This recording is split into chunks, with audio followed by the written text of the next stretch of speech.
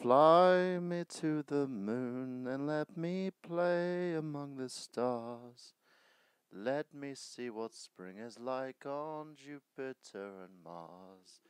In other words, hold my hand. In other words, darling, kiss me. Fill my heart with song and let me sing forevermore. You are all I longed for, all I worshipped and adored. In other words, please be true. In other words, I love you. Hey folks, it's Mike here, and I am sorry it's taken so long to actually do a Q&A live stream. I have been literally and proverbially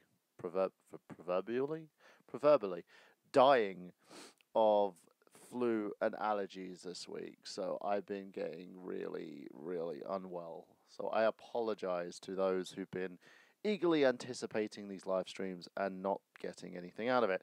So what I did earlier on was I actually asked my fellow faithful friends and followers on Facebook to give me some questions for this Q&A live stream.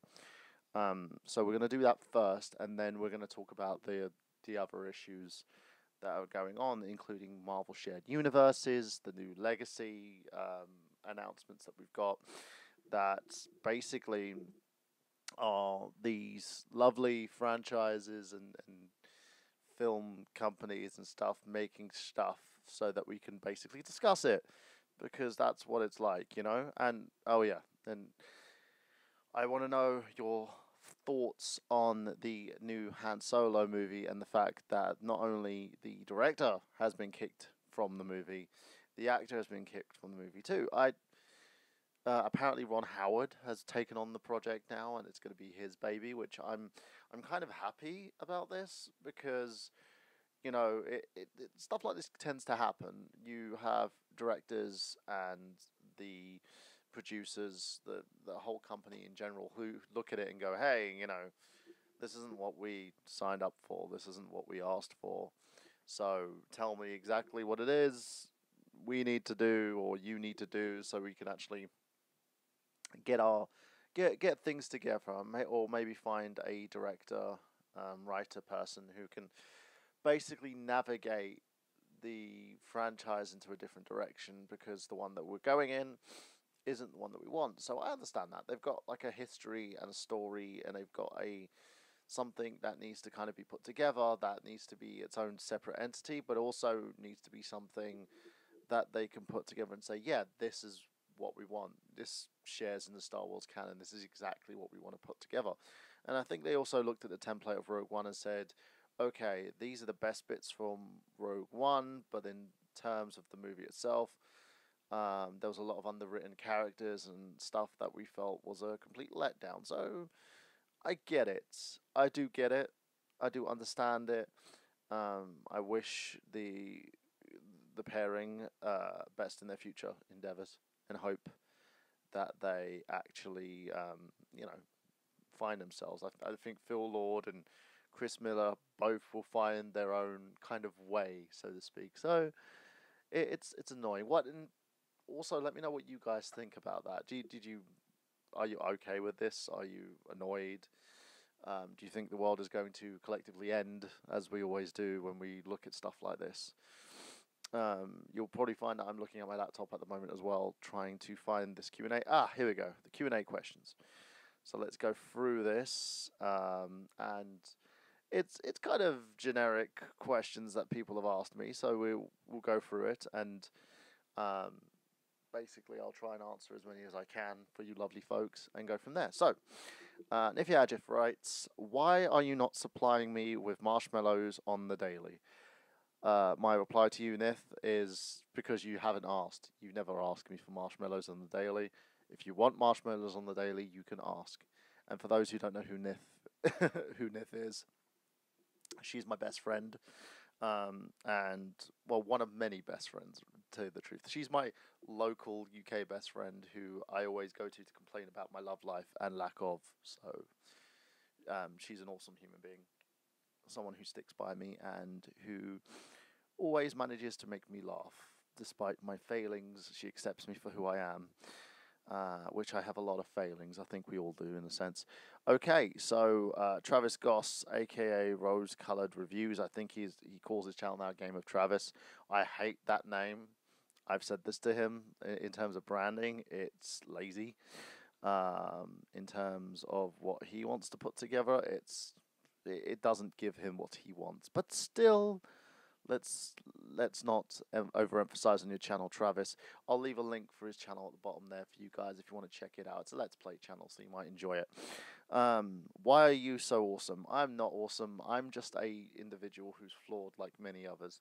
I'm someone who follows his career, his passions, his aspirations, and wants to do stuff, a lot of stuff that he probably doesn't get to do, and a lot of stuff that he does. So thank you for that comment, Travis. Eric Davison says, have you got any scissors? I do not. That's the answer to that question. So, Daniel Scott Prominent says, what does the Q in Q&A mean? It means question, Daniel. It means question. Why does Roman Reigns suck? Okay, here's the big thing about Roman Reigns. It's a wrestling-related question. I do wrestling content on this channel, so I do apologize to anybody who enjoys wrestling-related content who hasn't seen any on this channel. Actually, one of the most watched videos on this channel, among other things, is my top 5 useless belts in wrestling history, and that was written by Miguel Leon, narrated by yours truly, and edited by yours truly. So if you haven't checked that out, I'll leave a link in a doohickey below once this video has been uploaded. Roman Reigns is a very particular situation, very picky situation in terms of WWE superstars, and the reason being is he's not like everybody else in the generalist sense. I think in terms of his character, in terms of the way he's been portrayed, he started off really great, you know, as a general heel, you know, for the WWE. He was like part of the group known as, well, it's kind of like, there wasn't even a stable, they're like a 3-man group, like the New Day is. Known as the I keep thinking the core, but it's not the core. The Shield. There we go. It's like the police. Imagine having the group go down to like a police song, like, you know, sending an SOS. But anyway, so they debuted. They were booked rather strong, and then when the Wyatts came together, they were booked rather weak. And then they were, for the majority of their face run, they were booked rather strong until you had Seth Rollins get moved up to like the top level of the card. Like, he was kind of like the upper mid card heel, and that was great.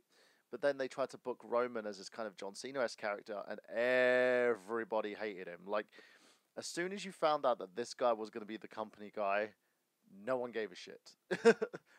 It doesn't matter how hard Roman Reigns works, people will boo the fuck out of him.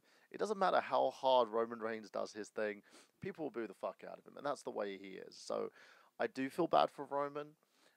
He doesn't suck. I think the way that people think he sucks.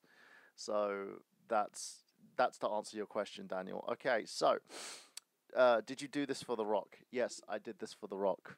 I did this for the people. I'm supposed to look straight in the camera. I did this for The Rock. I did this for the people. There you go. I don't have the belly for it, but maybe like after a few months I'll get the belly for it and I can do the actual Rikishi. Alright, it was me, Austin. It was me all along. It was. Damn, Austin. Well, if Stone Cold comes after you with a car, that's the reason why. Tom Shaw writes, will you marry me? Sorry, Tom, I will not marry you. Because I don't think you were serious with that proposal. I feel bad. Okay, when is Burhan Bailey sex tape coming out? That's never coming out because I never had a sex tape with Bailey. And I believe she has a boyfriend who would probably kill me if I even tried to announce that. Alex Plagues McLaughlin states, why'd you change your name from Burhan to Michael? Okay, this is a rather, I wouldn't say a weird situation. It's kind of something that happened a while back. Michael Burhan wasn't at one point my real name. My birth name is Burhan Muslu. I was born from a Turkish Cypriot family. I am part Palestinian, and I am basically someone who was lucky enough to be brought up with two kind of mindsets. My dad was very much more of, you do what I tell you to do, you be who I tell you to be. If you want to basically have a job, you work for someone else and do everything I tell you to do, because if you do everything I tell you to do, you're going to be the person that I know that you're going to be, kind of like projecting. My mum was kind of very different in that sense, where she helped me organically become in a sense, become who I am, because she cultivated my free thinking, she cultivated me as a person and allowed me to grow. When I got into the acting thing, I changed my name from Burhan Mosley to Michael Burhan. And as with everything else, 9/11, the terrorist attacks, all these other situations that happened, I decided, okay, I think it was time for me to kind of change from being like the person that I currently was to the person that I currently am. So I then got a certificate and changed my name. And then eventually I needed to pick a new middle name because it was Burhan Refet Muslu. So it was MRB. So I took my BRM. I took my my first name, changed it to my last name. The R now stands for Robert. Basically, that's from a guy that I still, despite the fact that we don't talk anymore and he hates my guts, I still consider him one of my YouTube heroes. That is Rob Man. I think he's a uber talented human being. Probably one of the best character actors out there, and a man who I believe could be an amazing voiceover artist, could be an amazing actor if he got his head out of his proverbial arse and stopped complaining and actually started focusing on his career. I think Rob Man could be something extremely amazing. So that's what the Robert stands for. And the Michael, I always had an affinity for that name since I was a kid. Always loved it. And I think the name Michael Robert Burhan kind of meshed well and created something rather unique. Do you like the name? Do you feel that I should have kept my previous identity? Let me know in the comments below, of course. Okay, so Jared Burns. Oh, sorry, no, Alex again says, when did you know that you wanted to be an entertainer? When did I know I wanted to be an entertainer?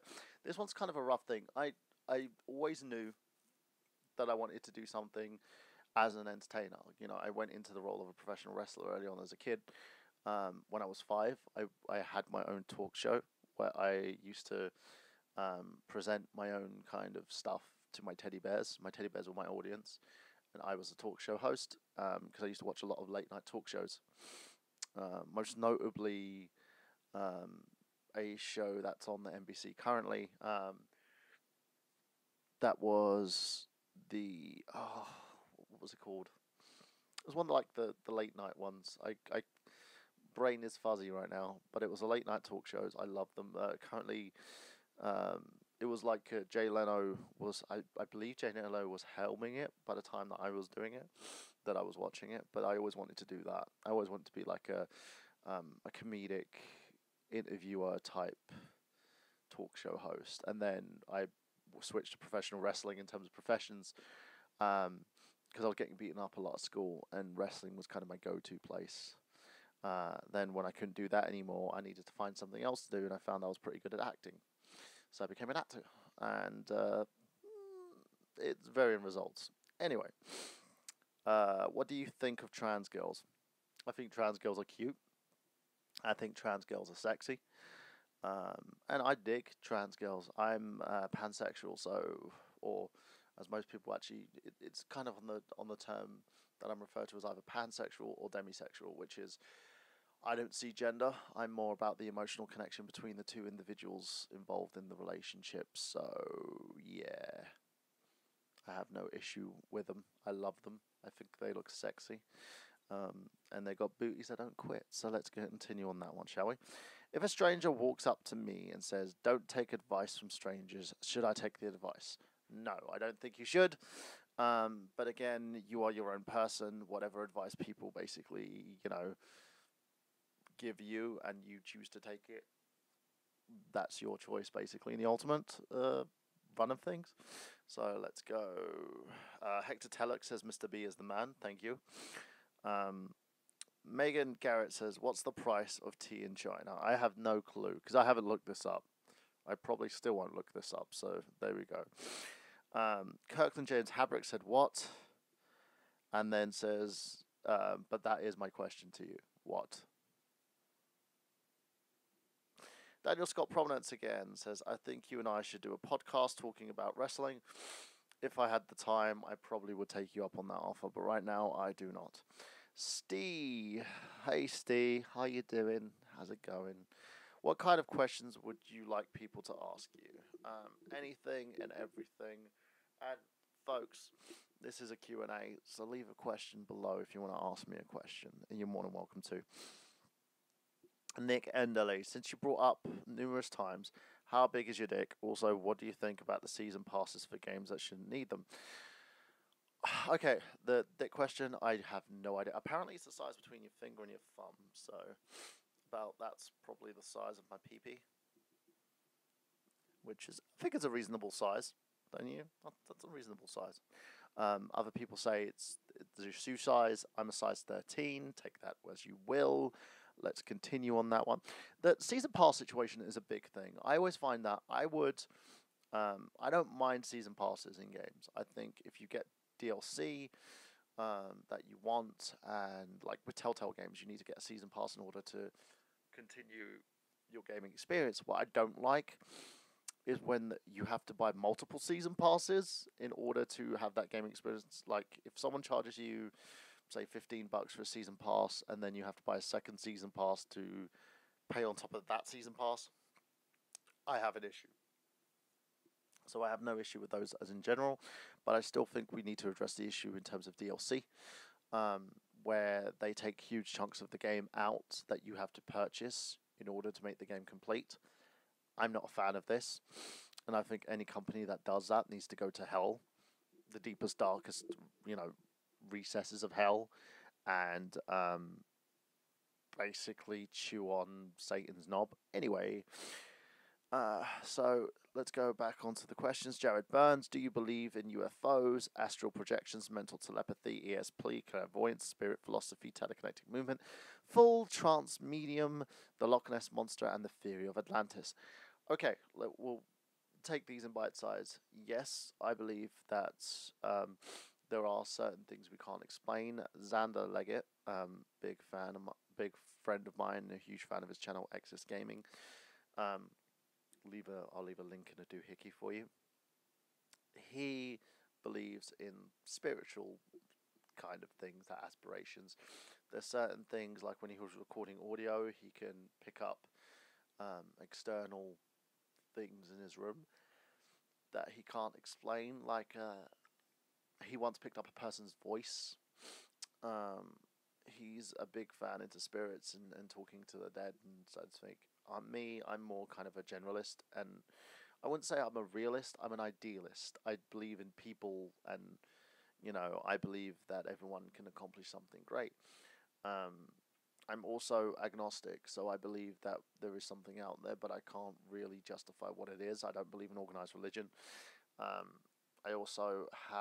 very empathic in terms of people's emotions, and I can read people rather well. So if you tell me your history and tell me who you are as a person, I can tell from communicating with you who you are, and what you represent, so to speak. So I have those kind of abilities.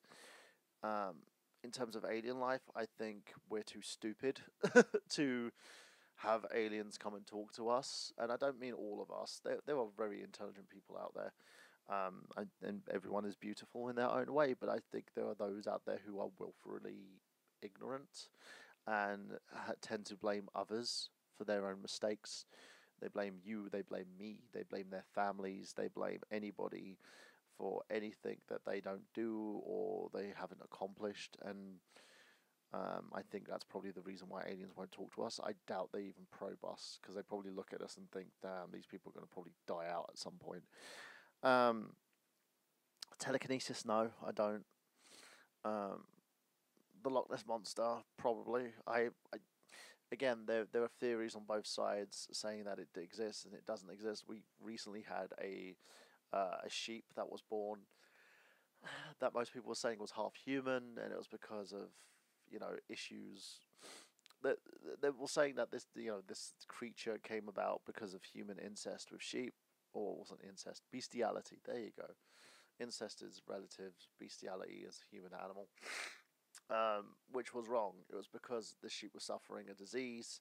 The baby also had the contracted this disease, and it came out deformed, and it died. So that's what happened.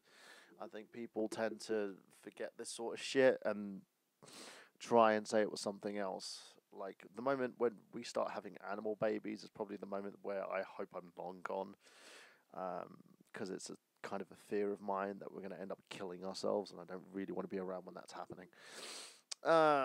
April Eyes Johnson, where's my tacos? I have no idea where your tacos are. Have you checked in your butt? Just saying. Okay, Charles William Humphreys. Why wasn't Rome built in a day? And do all roads lead to Rome? Where can I roam if I want to go somewhere different than Rome? And why doesn't Rome have a stationary name? Okay, so firstly, you've got to look at the verbiage where you're going from Rome to Rome. One is basically roaming, as in general, you're going from place to place. The other one is Rome, as in the place. I would rather Rome, and the reason why they're saying Rome wasn't built in a day was because when you build a society and build a place full of people, you want to find like certain things and do certain things, and there's a process to it all, and I think we forget that as people. Anyway, do you love me? Says Eric Woods. Yes, I do, dude. You're awesome. Why you laugh at me, Michael? Laugh out loud. And then I say I laugh because I find it funny. So that's it for the question and answers. If you want to ask me a question, you can do by leaving a comment below. I know I have literally no viewers on this video, which is kind of weird, because usually when I do a Q&A live stream, we get a lot of views in terms of people joining in and participating. I know it's a Saturday, so most people are probably out right now doing stuff with their family, friends, and well-wishers, so I understand totally why you're probably not here. Plus, it was kind of an impromptu thing, so yeah. But anyway, let's end this video off on our topic now, where we talk about the Marvel Legacy, and then finish it off discussing the awesomeness that is Sony and their kind of train wreck that they've got going on at the moment.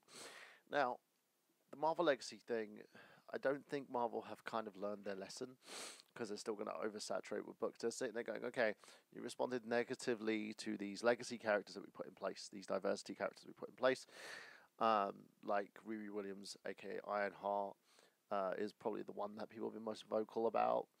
The new Nova, which never sold very well, and you've got all these like new characters they introduced. And Marvel have been trying to like shove these characters down our throats and shove these kind of reinterpretations and reimaginings of their universe of characters down our throats. I, for one, have said this, and I'm going to keep saying this till the day I probably end up dying. I'll probably say this on my deathbed to my children, going, "Son, you must listen. I never had a problem with legacy characters." And I don't have an issue with legacy characters. I think legacy characters are fine. But also, I think diversity characters are fine. I just have the issue where you try and shove it all down mine and everybody else's throats. It's one thing to have Riri Williams. It's another thing to give me Riri Williams and have no backstory and say, this is going to be your new Iron Man. And it's like, firstly, the name is Iron Man. Secondly, it makes no damn sense, because you've got a character that you've put in place who is underwritten. We don't know who she is. All we know is like she's this black teenager who leaked Stark's blueprints online and basically tanked his business. that was it. The other issue I had with Riri Williams was the fact that Marvel started the new Iron Man story arc, didn't finish it, and then basically, technically, because he's still alive, killed the character off. So it left us with basically Riri taking the helm with little to no help at all, and then the Tony Stark AI coming into place, assisting her, so to speak. Or should I say, assisting her, which didn't help. And you look at it and go, okay, that's kind of messed up. Yes, it is. It is kind of messed up. It wasn't the same case with Sam Alexander, aka Nova, because you had someone taking up the Nova helm from a deceased character that was gone. You know, the Nova at the time was in the Cancerverse. He was supposed to be dead. They brought him back and then started partnering up with Sam Alexander. It worked to an extent. Then you had the new Ghost Rider. Again, it worked because it was a character of its own. You didn't just sit there and go, let's kill off Johnny Blaze. You had Johnny Blaze kind of assist him in a sense like you do with all the Ghost Rider characters. Then you have like Spider-Man, Miles Morales from the Ultimate Universe, who people didn't mind in the Ultimate Universe, but then you bring him over, and we've got like him, we've got Ben Reilly, we've got freaking Kane, we've got all these other Spider characters, the Superior Doc Ock as well that's involved. So you've got like loads of people with Peter Parker's face roaming the Marvel Universe right now, Earth 616, who you're sitting there going, really? You're going to go that route? You're going to do this with this character? Fair enough, if that's what you want to do. So you have all these characters going through. You have all this shit that's happening in the Marvel Universe that makes no frigging sense. You've got all these new characters and books coming out. Plus, you're oversaturating the market with so many of them.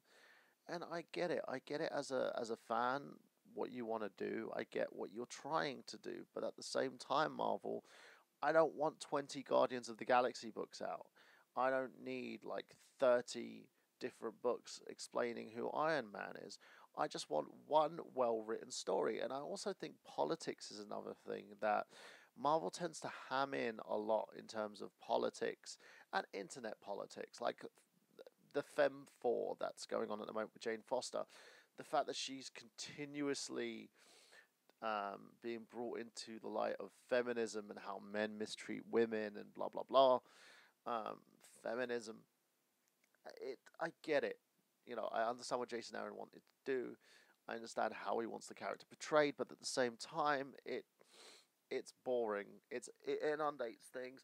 I don't need to see my politics in my comics. I use my comics as a form of escapism to get rid of the harsh realities of what this world has, rather than have the harsh realities of the world interpreted in my comics. And I know comics are a medium like books and anything else. I can't complain about what Jason Aaron is writing when I've got Sun Tzu's The Art of War next to me on my counter. You know, it's annoying as such in terms of the way that these characters are portrayed, the way people are portrayed, and the way that these comic books overall have their stories overarching one another. And another thing that Marvel are doing wrong is they keep doing so many damn events, like from Secret Wars to Monsters Unleashed, to the point where it's just getting pathetic now. And I get it. I get what they want to do. I get the fact that the comic book, the comic book side of Marvel is no longer the main function inside. It's Marvel's MCU. It's their cinematic universe that makes the big bucks now.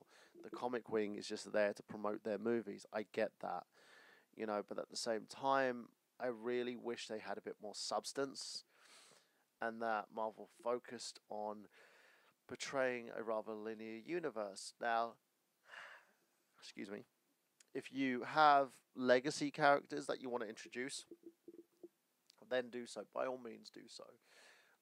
If that's what you want to do, you can do it. It's totally up to you, Marvel.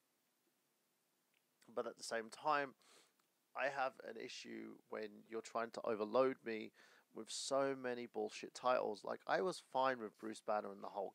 I wanted to see the Hulk as Doc Green. I wanted to see the end result of the Doc Green situation and figuring out what the hell was happening with him. They cut that off, like when they introduced Secret Wars, and totally forgot about the story. They've cut off numerous amount of stories that people wanted to focus on, which they just got rid of. They've gotten rid of characters off the drop of the hat to make things seem more dramatic, instead of actually focusing on building these characters and building these legacy characters alongside them so that they could eventually take the mantle. Like Duke in Batman, I think if you give Duke his own comic right now, that would be amazing, because he had so much storytelling that you basically knew who Duke was from Scott Snyder, who was writing the Bat family of books at the time. He's still, I believe, he's writing All-Star Batman right now. He understands who Batman is, he understands who Duke is, and he's given Duke his own story arc, so eventually, whatever they place him in, he's going to take that role and be accustomed to that role. And I think that's the big thing when it comes to stuff like this. Like, at the moment, we've got Secret Empire going on. No one's reading it. Because, one, people don't like to see a bad Steve Rogers, even though I find it fascinating. But two, you've got characters like Odin's son and the Scarlet Witch joining Hydra. Why? Why? And that's the kind of the problem. That's Marvel in a nutshell. It's like, why? Question mark. With every decision choice that they make. And nobody knows why they're doing it. No one understands why Marvel's doing any of the shit that they're doing, but they're doing it. So I'm hoping that Marvel Legacies run turns into a situation where we get these old characters back, but we get new characters working with them and alongside them, because then we can establish these legacy characters properly instead of throwing them into the background. But I do feel that Marvel need to pick a scenario and run with it. They need to stop trying to go, oh, we're going to appease our fans, but we're also going to do what the fuck we want. Or we're going to do what the fuck we want, but we don't like the fact that our comics aren't selling. Or let's print first issues, but we're going to still go on with the ongoing series because we do like that first issue money, but we still want to keep doing the series as itself. And it's like, just pick a fucking lane, Marvel. Pick a lane. Stay in your lane. Just, ugh. Again, leave a comment. Tell me what you think. Do you agree with my opinion? You might not agree with my opinion. But I think as a whole, that's Marvel's failings. I think they need to look towards DC and what they're doing.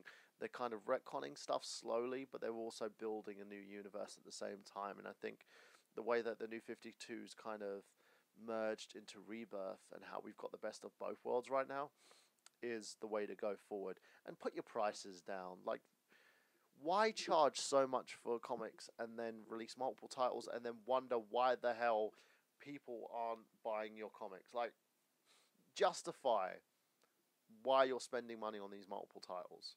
Justify it. You know, I could justify it. You could justify it. My friends can justify it. It's not rocket science, Marvel, and I feel like you're trying too hard. You're like the girl at school that's trying too hard to be liked right now, or the boy at school that's trying too hard to be liked. You know, don't want to show any gender bias. It's like, come on, pick a lane. Stay in your lane. Anyway, to finish that off, let's talk about Sony. Sony announced recently that the Venom movie, and I love how Amy Pascal did it. She had an interview with Kevin Feige, where they were both interviewed about Venom, and they asked if it would be part of the MCU. Pascal openly said it would be part of a shared universe. If you saw Kevin Feige's face, he looked like a guy who was just being told by his girlfriend that he was being dumped. Because the look of surprise in his fucking face was just like,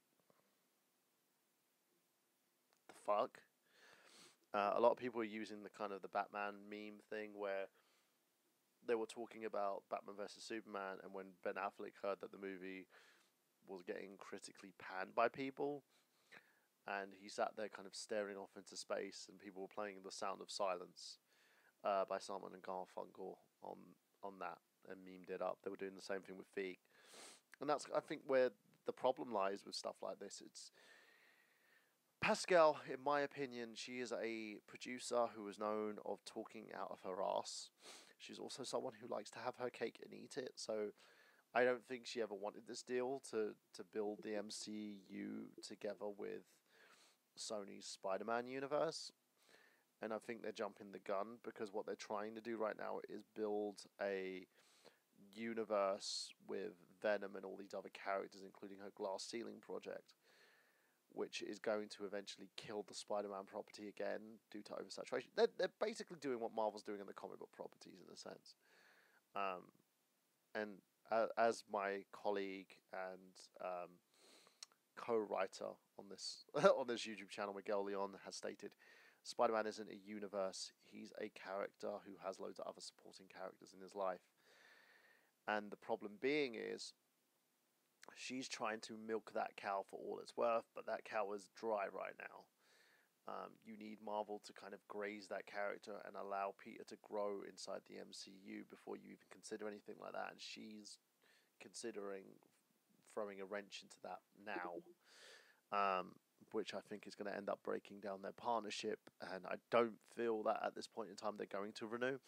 But I also feel that people like her in the movie industry are the reason why studios like Sony are tanking, because of the fact that she's underhanded, she has an agenda, and that she focuses too much on her. And I'm not going to use the word feminist because I don't believe she's a feminist. I believe she's a social justice warrior in a sense. She has an agenda and how she sees and views the world. And I think politics shouldn't be getting into your job. Your job is to put out entertaining movies that people adore with stars that they love. If you sign an up-and-coming star into a project, it means they get paid some good money. And you also get to nurture that star on their rise to the top. I feel Sony don't do that rather well. And they show how much they fail at stuff like this and how much they fail to consider their audience. Excuse me. There we go. How much they fail to consider their audience based on this and this alone. If you look at the Ghostbusters movie Answer the Call, a lot of people liked it, a lot of people hated it. But the reason why the movie got so much hate was because of the fact that A, it was nothing like the original, B, Sony tried to make it like the original, and C, because of the fact that Paul Feig was focusing more on dance scenes rather than character arcs and trying to nurture this new world that he was supposedly creating. Or as he said, he was loosely basing it off of the others, and it just became a PR nightmare, and it got worse because they kept their own political agenda through. They kept like, oh, vote Hillary Clinton, we support Hillary Clinton, and then calling anybody who didn't like the movie a misogynist. Marketing 101. If you are doing a marketing paper for school and you want to see a PR nightmare, check out Ghostbusters Answer the Call. And I'll leave a link to a channel called Midnight is Edge that discuss this and other topics, including the new Venom movie. But as far as I'm concerned with Amy Pascal, she is a cancer in the film industry, in my opinion, and she needs to go. If you want, if you've got an issue with what's happening, I suggest you show that to Sony and say, look, we don't want this, and then support your issues with ticket sales. Now, I will say there's one thing I have a problem with in the internet, because I love the internet, I love you people, this is the reason why I have a YouTube channel. But you need to literally stop having an issue with every movie. Like, we could have had a Ghost in the Shell trilogy of movies. We then ended up getting one movie that tanked because people had a problem with whitewashing, which even the Japanese had no issue with. We keep getting all these issues and butt hurts, and we keep associating our issues with other movies to movies that are pretty good. And we need to give these movies a chance. If you want well-written stories, like the Power Rangers movie is a prime example. People didn't go and see that movie because of the fact that they thought it was going to be bad. Turns out it wasn't. Check my review. I'll leave a link in the doohickey below. my review of the Power Rangers movie was rather excellent. I felt that the movie really worked. I felt that Bryan Cranston played amazing Zordon. I felt like each character was well written, each role was well executed. Yet it never got the support that it needed in order to take off and build into a linear franchise. People were screaming out, going, "I want a more adult Power Rangers movie." You got a more adult Power Rangers movie, and you fucking shunned it. And this is the reason why people don't market towards those who scream and cry and say, "We want this, we want that, you're fucking my childhood," and blah blah blah, is because you don't support the projects. If you want something that's more written and more well put out, then you need to support it. If you don't support it, then it's not going to go anywhere. And this is from someone who is a filmmaker myself, himself. And it bugs me because the internet doesn't know what it wants sometimes, and because of stupid moves like that, we don't get taken seriously. You don't get taken seriously by these studios because they sit there and see us as a bunch of whiny children who don't, even when we get what we want, we don't support what we want. So let me make a deal with you lovely people out there, and that's, if you want something and they're giving it to you, support it. If they're not giving it to you, don't support it. If Amy Pascal is going to go out there and ruin the Spider-Man franchise, don't support it. If she walks away and Marvel does what they're supposed to do, support it. That's it. It's a simple choice. Don't be so ignorant to this sort of shit, because you're going to end up basically killing off the things that you love. You're going to end up not allowing your children to experience new stories. I felt Ghostbusters had legs. The way they were executing it was wrong, and we spoke with our wallets, and then Answer the Call didn't get a sequel. I just feel that as someone who I've been on both sides. I understand from the filmmaker's perspective. I understand from the internet's perspective. But if you want something and they give it to you, support it. That's all you need to do. Because if you don't, then you won't get well-written stories. You're going to get more Avengers movies. You're going to get so many more of these billion-dollar franchises that come out. And people are going to be sitting there going, well, they're oversaturating it now, and I don't want this, and I don't want that. And it's tough titty, because when they do give you what you want, what's the point? Do you watch anime? If so, what's your favourites? I do watch anime. My favourite anime out there, Matt Wheaton, by the way, say hi to you. My favourite anime is a series called Tenchi Muyo. And what's up? It's basically a very well-crafted anime in a sense, but it has its kind of like, I would say it's the Michael Burhan of animes. It's very pervy, but not too much pervy. And you've got this guy called Tenchi. It's very Star Wars-esque. So his grandfather comes to he comes to the Earth and then basically locks away this big alien villain who's like a witch. Tenchi finds her, and then it builds up this kind of love story, and you've got all these characters that are integrated into that love story. I'm a huge fan of the show itself. I think it's amazing. It's a very good space opera in a sense, and it has varying layers. You have Tenchi in Tokyo. You have like basically the Tenchi Muyo animated series, and then you have the OVA series. I'm more impartial to the OVA series. I haven't seen the second OVA series, and the reason being is there was never an English dub, so I don't know why they didn't do that. My other favourite is Ace Attorney. I love the Ace Attorney series, Voltron, when that was originally an anime. I love that too. And it's a shame, really. It's pretty much a shame to see that. I'm trying to see if I can find your live message again, Matt. Can you reiterate that second message? Yeah, Ace Attorney's great. It's verbatim. It copies word for word everything from the original Ace Attorney game series, and I love it. I even watched the Ace Attorney live action movie as well, which I thought was great. I really felt that they should have actually brought together another one, but as DJ Khaled would say, another one. But it didn't happen, so it's a shame, really. I'm trying to bring up your previous question because I know you said something, but I'm trying.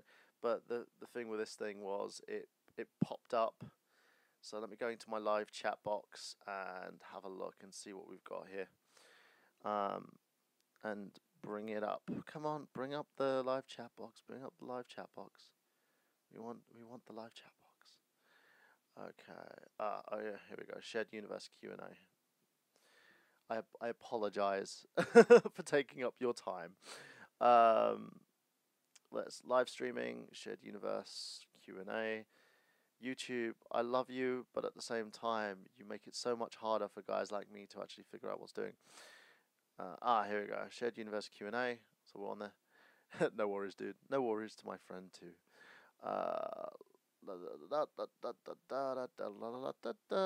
Yes, I know I'm live, but where's the chat box? Here we go. Open a new window. Okay. I'm a tad bit more fan of stuff like Armored Trooper Votoms, Arcadia of Youth, Super Dimensions, Fortress Macross, and Mobile Suit Gundam. I am too. I love that kind of series. I can watch any anime as long as it's got some layers to it. Like I recently burned through the entirety of Death Note. I felt the one thing that I had a problem with when it came to Death Note itself was the issue that arose at the end. I felt like he should have gotten away with it, but I was the same with Breaking Bad. I felt like Walter White should have gotten away with it, but instead they had this whole like, there have to be consequences, but they're not the consequences that you think, you know, and it bugged me a little bit. And yeah, it's all right. It's not. I think the ending kind of left it a bit ambiguous when it shouldn't have been. It needed a lot more. I love the Studio Ghibli films as well. I love those animes. I love, as I said, anything with a well-written story and anything that I can watch and enjoy. And I know there's tons of different anime out there right now, including some weird incestuous stuff, which I don't watch. Yeah. I just prefer anime from the 80s and 90s, you know, the golden age of anime in my book. Yeah, when you used to, like, order DVDs and stuff, I'm the same. Um, What's your opinion on the Marvel Universe Venom thing? Do you think they're actually bringing Venom into the Marvel Universe, or do you think Amy Pascal's talking out of her ass? She recently did an interview, and Kevin Feige looked like he was caught off guard when she was like, "There will be some sort of universe." Like, she was trying to sound really ambiguous with it. Like, there's some sort of universe that Venom will be a part of, and that Spider-Man will be in. And people were just like, that wasn't the question that I was asking. I wanted to ask if he was going to be in the MCU with Spider-Man, because they've got Tom Hardy, who's like a bankable actor, involved. JoJo's Bizarre Adventure is looking pretty effing good, if you ask me. I haven't watched that yet. I need to watch that. So, oh, and by the way, for you lovely people out there, I did an interview with Crunchyroll. So if you want to check back on the channel, check it and have a look at the interview I did with some execs from Crunchyroll, and check that out. But it was very interesting to say the least. But yeah, I agree with you. I think anime needs to be like, I'm a big fan of One Punch Man. I love One Punch Man. I felt like in satirical anime, it's a really fun thing to watch, and I think in terms of your anime, like your comic books, it shouldn't really be taking life too seriously, at all. But hey, it is what it is. It's the way your bread is buttered in a sense. Um, but yeah, it's pretty good. It's one of those things where you can watch it and enjoy it just for what it is, rather than sitting there going, it needs to be more serious, or it needs more this, it needs more butter, it needs more flavoring. It's like, okay, come on, you know. But yeah, it's, in terms of anime, as I said, well storied, has a nice little structure to the story. I'm fine. Same goes for movies. Oh, and by the way, for yourself and anybody out there, if you have a Netflix account, watch Glow. It's really fun. It's not actually how Glow came to be. They've kind of embellished the story a little bit, so it's more Glow by name rather than Glow by entity. It was kind of set in the same time frame, but it was really, really interesting and rather. And I enjoyed it, and it has some like, I was kind of playing the game of name that wrestler. You know, they had like about 4 or 5 different indie wrestlers in that. Oh, I've got the Fist of North Star and ultra serious storytelling, if that's what you're thinking. So Fist of North Star was great. I loved the soundtrack to that. It was I remember in the 90s as a kid when I was just sitting there watching that, because it was kind of taboo because I wasn't allowed to actually watch this. Watching people getting like destroyed and having their heads explode kind of gave me nightmares. But I enjoyed the storytelling, and I'm glad of the fact that they actually had they did the prequel books and stuff as well, which I thought really helped flesh out who Ken Shiro was. Oh yeah, it's amazing. It was the first time that I actually heard a Japanese group do something that reminded me so much of the times. You know, with the 80s and 90s had kind of a prevalent sound in terms of what they organically were trying to put out, and I felt like Fifth North Star was a testament to that. It's more AOR from what I could tell. AOR. I don't know what AOR is. You have to spell this out to me. Remember, I'm 35. I'm old. Now, going on from that, but yeah, I enjoy Fist of North Star. I think they are going to eventually do a remake of that. Apparently, I know they did. They were doing a remake of oh, what was that series called? Oh, it was an unfinished anime that they put it out there, but it got cancelled. Album orientated rock. Yes, I agree with you. It was album orientated rock because I think the shit that they were putting out, you probably couldn't hear that live. Oh, sorry. Worst thing about the summer and wearing shorts is that you get stuck to leather rather easily.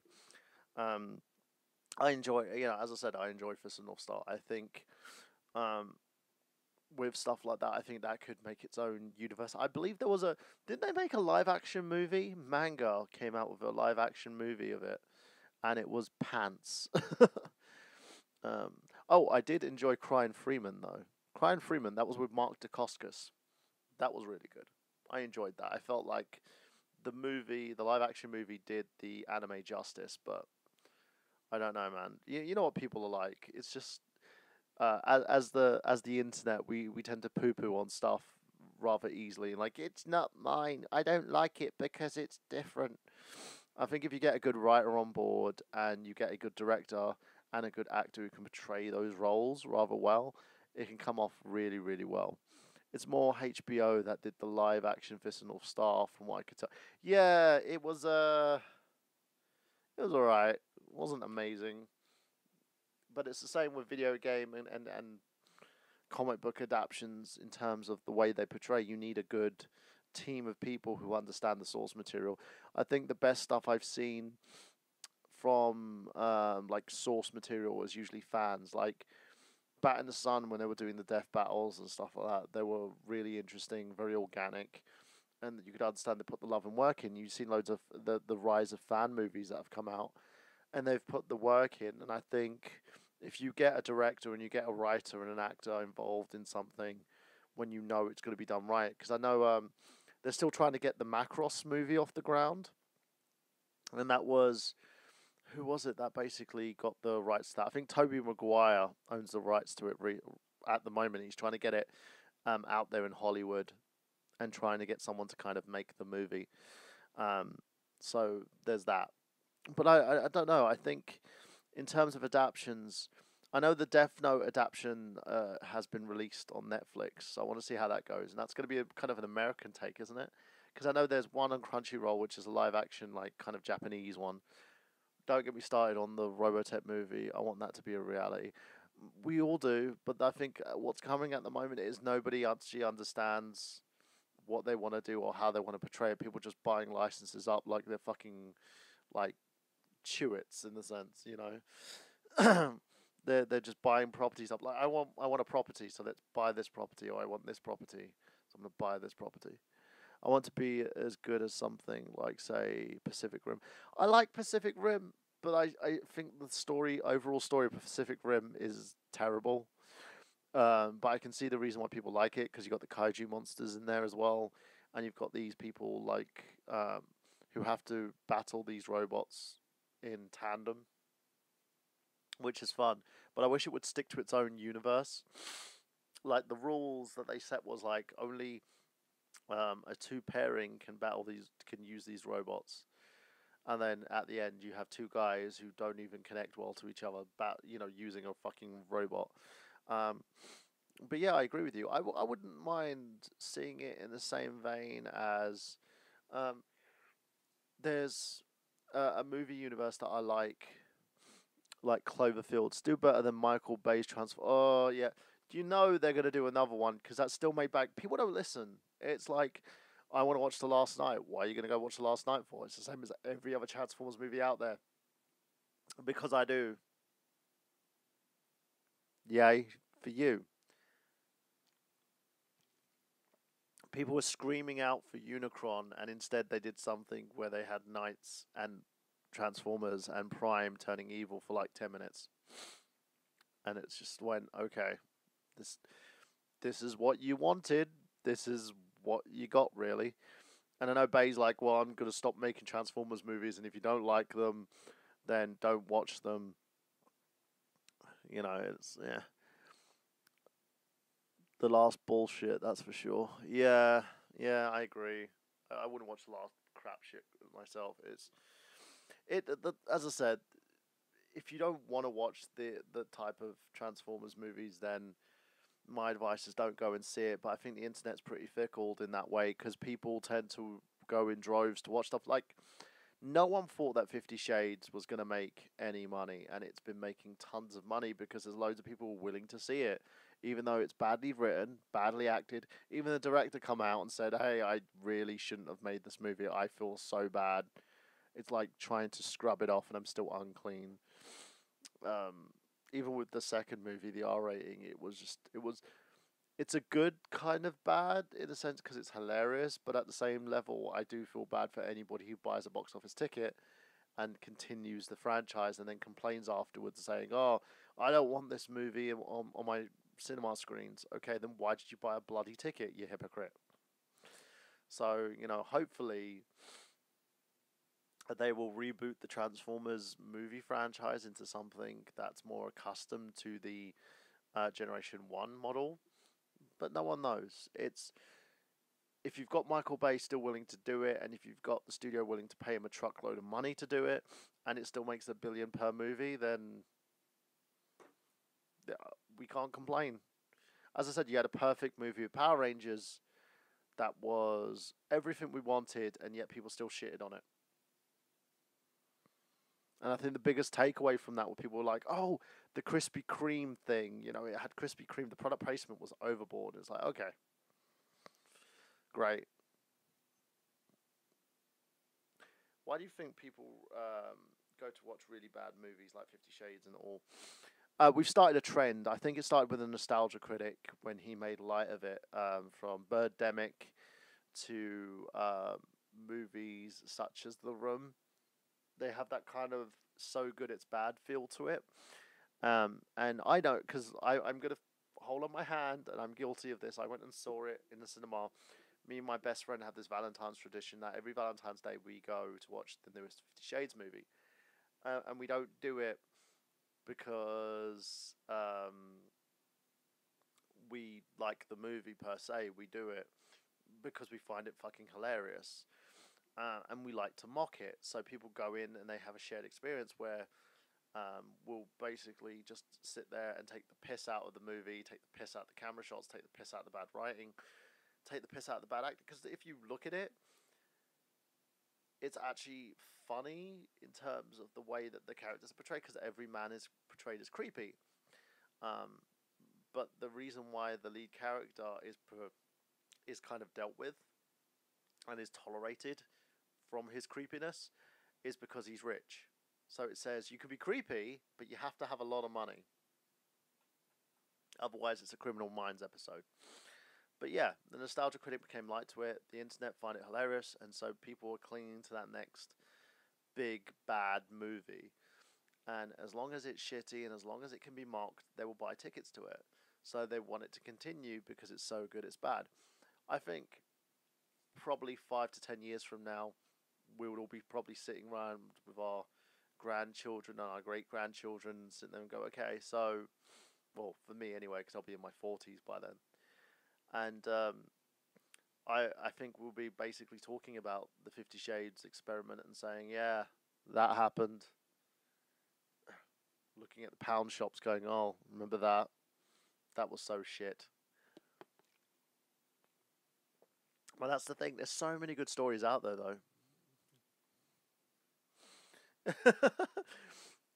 Because it's the experience, it's the live experience. It's going to the cinema, mocking the fuck out of these movies. It's like, I don't think you would have the same expectation with movies like The Room, and I believe they're releasing a new movie called Best Friends, which I think they're going to try and make it intentionally funny, which I don't think is going to work. But it's out there. People go to the cinema to experience it together with other like-minded people. And I don't mean just your friends, because your friends are going to sit there and go two minds about it.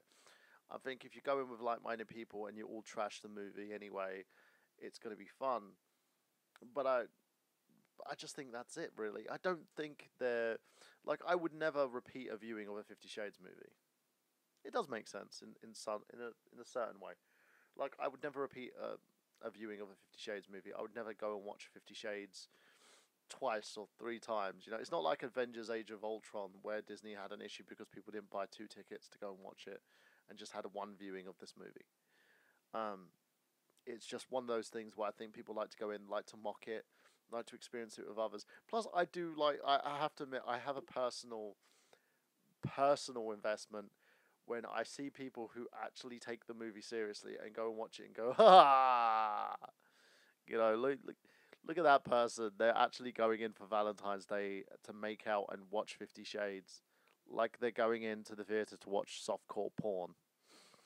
MST3K, yeah, I agree with you on that one. I think the nostalgia critic's gotten stale in terms of his comedy, in terms of his jokes, and I don't think even he's invested in doing it anymore. He tried to kill the character off before. But at the same time, I do feel that he does have a very good critical opinion. It gets lost somewhere sometimes with a lot of his videos because it's very disjointed. He'll do a video on something, and he'll focus a lot more on the gags and the character acting, and it's not even it's like half-assed acting, you know. I recently watched his review on Wonder Woman, and I agree with him on that one anyway. So, in terms of the way that was portrayed and how good that was, but there was still stuff that needed to be worked on. Oh, did you see the whole internet getting in an uproar over Godot only being paid 300 grand, and people saying that Cavill was paid 14? No one gets paid 14 million for their first movie, especially a superhero movie. And they're like, oh, Cavill got paid 14 million. It's like, no, he didn't. He wasn't an established star at the time. It turns out he got paid the exact same amount that Godot got paid for Wonder Woman. Even the new MST3 case is pretty damn good from what I could tell. Yeah, I haven't seen it yet. I should do. I need to sit down and see it. It's just time. Like the whole reason why this live Q&A stream is late today was because of the fact that I basically got really sick, and I've been really on and off in terms of illness for the past few days. So I'm trying to sort myself out slowly and keep putting out my content and stuff as well. But I need to sit down and watch an MST3K, I think. But yeah, I think this is where we're going to leave it now. Thank you for joining me, Matt. For all of those out there who are going to be watching this on the repeat, thank you for joining me as well. I'll leave links at the bottom in the description for all the other content that you can have a look at, all the stories that have been going on. And thanks for those contributing for the question and answers for the Q&A. I love you loads. And this has been Michael Burhan saying, before I collapse, of course, that I've got gameplay. Have you? See you soon.